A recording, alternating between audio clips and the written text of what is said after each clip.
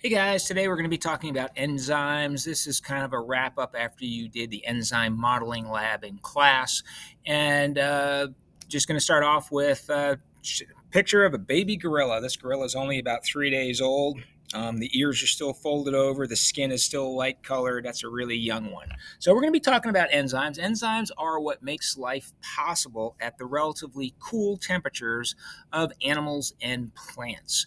Okay, what are enzymes? Are large proteins, and some of the terminology you need to know is the enzyme, like I said, is a large protein that has an active site. The active site is where the substrate molecule is going to bind to. The substrate molecule is the molecule that's going to be acted upon by the enzyme, and these are either going to be catabolic reactions or anabolic reactions, i.e., we're either going to break the substrate up into smaller pieces, or we're going to take two or more substrates and combine them into a single substrate in what would be an anabolic reaction. This picture also shows the property of induced fit, where you can see the active site is relatively open, but once the substrate molecule binds to it, it closes around it tightly. And again, what does the enzyme do? It's going to kind of bind with the substrate molecule. It's going to orient it in a proper position, proper charges and things of that nature that are going to allow for bonds to be broken or for bonds to be created. And like I said, enzymes are proteins composed of amino acids, which means they have all usually four levels of protein structure because they are such large, complex molecules. They have the primary protein structure, of course, which is the sequence of amino acids, which is determined by your DNA, i.e., your genes. Secondary protein structure, again, being the beta pleated sheets or the alpha helices, which are held together by hydrogen bonds. Primary structures are held by peptide bonds, which are strong covalent bonds.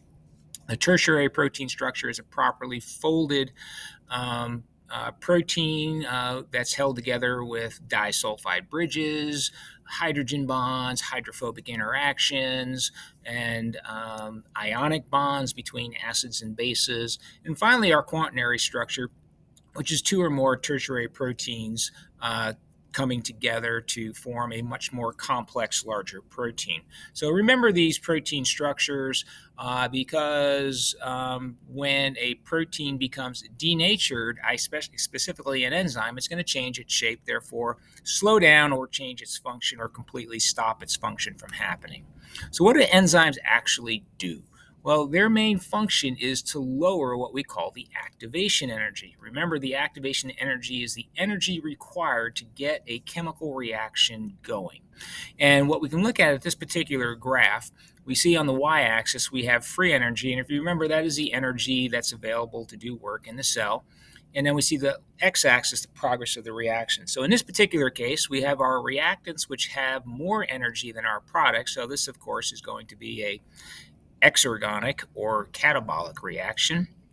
And we can see the red line is, or let's go back to the black line. The black line is showing the amount of energy that is required, that E of A, that is the activation energy required to start this chemical reaction.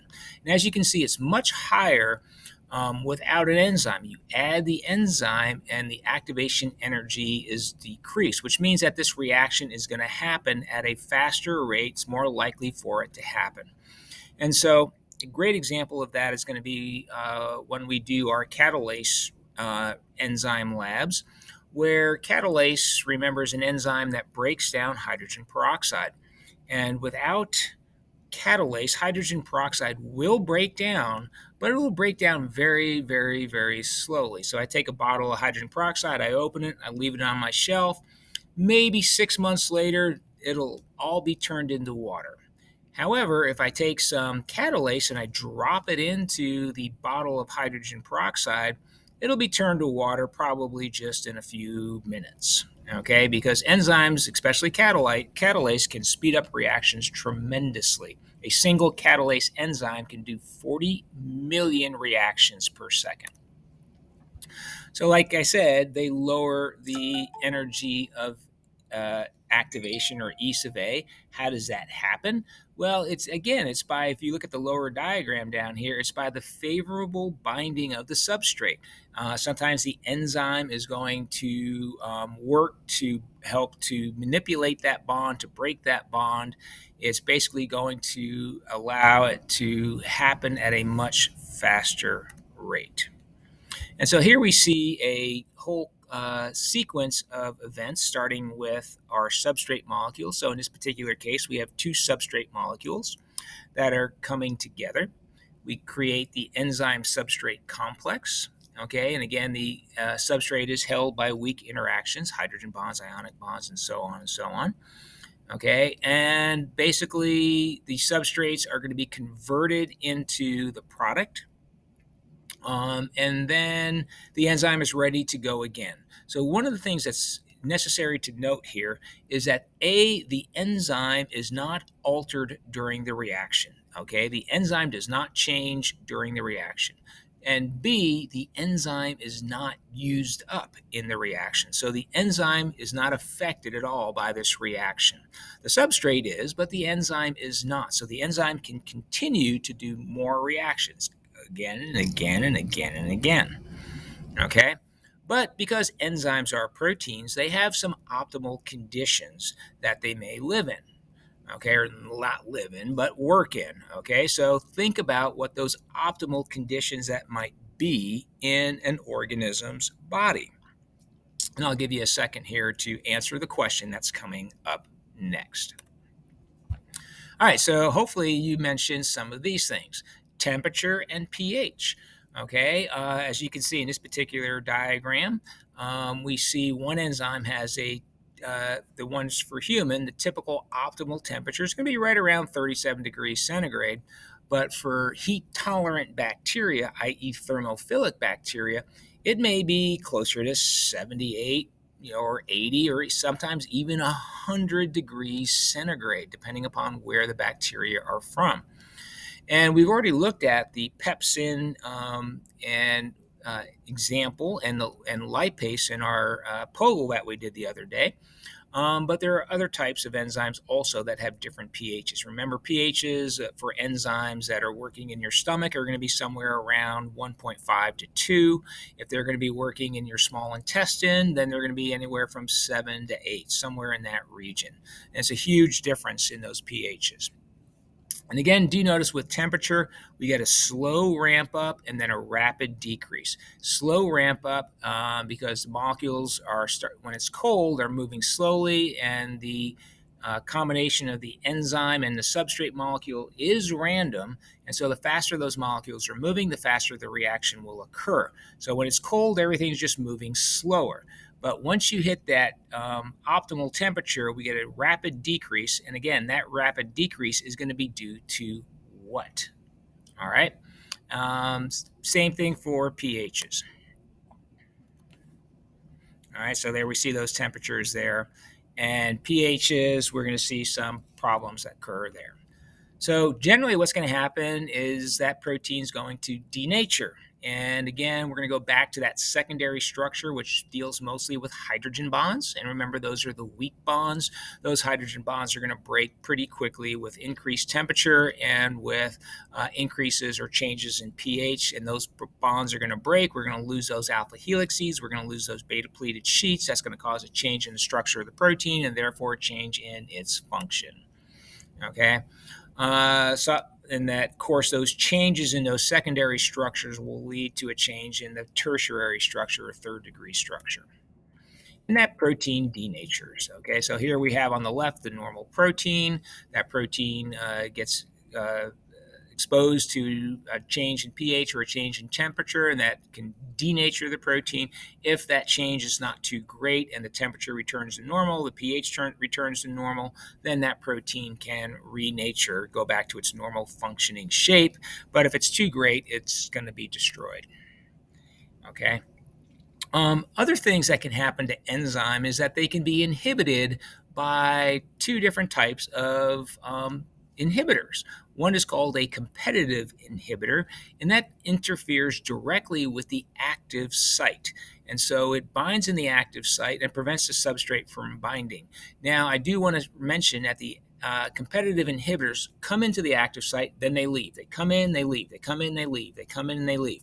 So if we can, if there's not that much, there's not that many competitive inhibitors, i.e., the substrate is in a much greater concentration, it may not really slow the reaction down too much. But as the substrate concentration decreases and the competitive inhibitor concentration increases, then we're going to see that reaction start to slow down a lot. The other type of inhibitor is an allosteric inhibitor. It binds to an area that is not the active site. And what you can notice here is it physically changes the active site. Now, these non-competitive inhibitors, or these allosteric inhibitors, or same name, basically means the same thing. These guys can basically stop that enzyme from functioning, and sometimes they can bind permanently. Sometimes they're only temporarily. They play a role in shutting down that enzyme's function. Okay, and not until that allosteric inhibitor is removed will the enzyme be able to function again normally. So here's just another picture of the same thing. Here's my active site. Here we have the allosteric inhibition that's coming in. It's altering the active site and therefore prevents the substrate molecule from binding. The other thing that can happen is allosteric activation. Here's a distorted active site. Here is the allosteric site. We have an allosteric activator that binds to it, and it's going to activate this active site, which then allows the substrate molecule to work. And so these allosteric sites can act for both inhibition and for activation, depending upon the situation. All right. So basically, all that happens when one of these allosteric molecules binds to that allosteric site is that they're basically going to change the shape of the enzyme. So, sorry for the formatting on this one. This one has changed, but basically all this is showing is the activator is allowing for the enzyme to become to basically go into a stabilized form that allows the reaction to occur. And the allosteric inhibitor does the other thing. Okay. I do want you to look at this particular graph, and it shows how enzyme reactions basically play out with each other. And we see the uninhibited reaction in green. If we add a competitive inhibitor, what does it do? It slows the reaction down, but eventually it'll use up all this.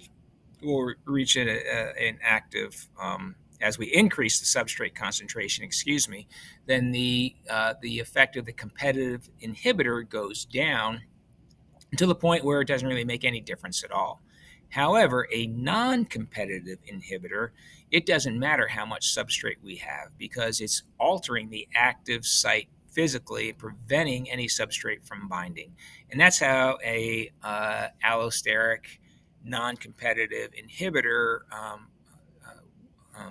compares to a competitive inhibitor and then to an uninhibited enzyme reaction. All right, so this plays a big role in what we call negative feedback loops. All right, and this all has to do with energy. Remember I said earlier that this unit is all about energy. Those organisms that can utilize their energy resources the best are able to survive and reproduce at a higher rate than ones that can't. So these metabolic pathways oftentimes have multiple sites for inhibition to happen. So let's look at this one. This is the metabolic pathway from taking threonine, which is an amino acid, and turning it to another amino acid called isoleucine. Now, we can make threonine in our bodies, but we cannot, we can make isoleucine in our bodies, but we cannot make the threonine, if I remember correctly.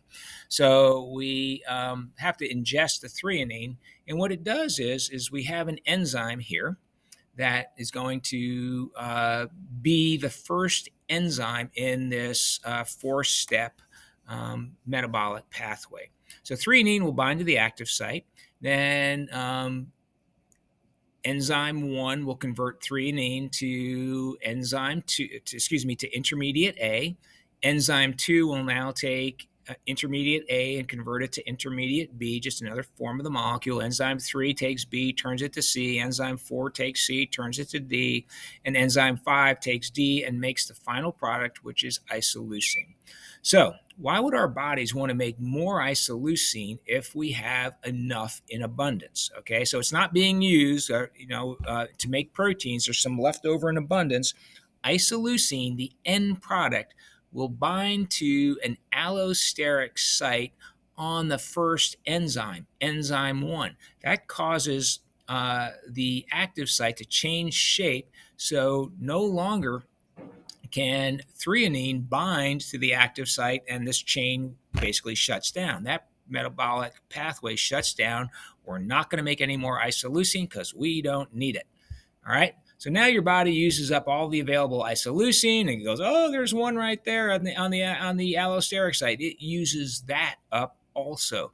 So then what happens is the active site now becomes available again, and the process starts, and we start the whole metabolic process. This is negative feedback or feedback inhibition, where the product is going to stop the production of more of that product. Okay, that's negative feedback. Positive feedback would be the opposite, where the product increases the production of more of the product. And we'll talk about that later. But negative feedback inhibition, this is a huge concept in biology. So make sure you understand what's going on there. All right, so a good way to review this is to go ahead and watch the enzyme musical video. It's a fun one, okay? And this little diagram or video right here shows you how hydrogen peroxide is broken down. Oops, I got to continue up here. And we'll just look at this quick video right here. And here it goes. This is catalase right here. Okay, it's a huge protein. We're seeing a space filling model, and this is a ribbon model. Those are the 4 active sites. Okay, there's 4 active sites in a catalase enzyme. It's got iron in the middle. What's going to happen is hydrogen peroxide is going to come in. Here's H2O2. It's going to form a bond, the oxygen with the hydrogen. We're going to break that bond between the 2 oxygens. There's my water molecule. Now comes another hydrogen peroxide. It now makes that water molecule, and there's my oxygen molecule.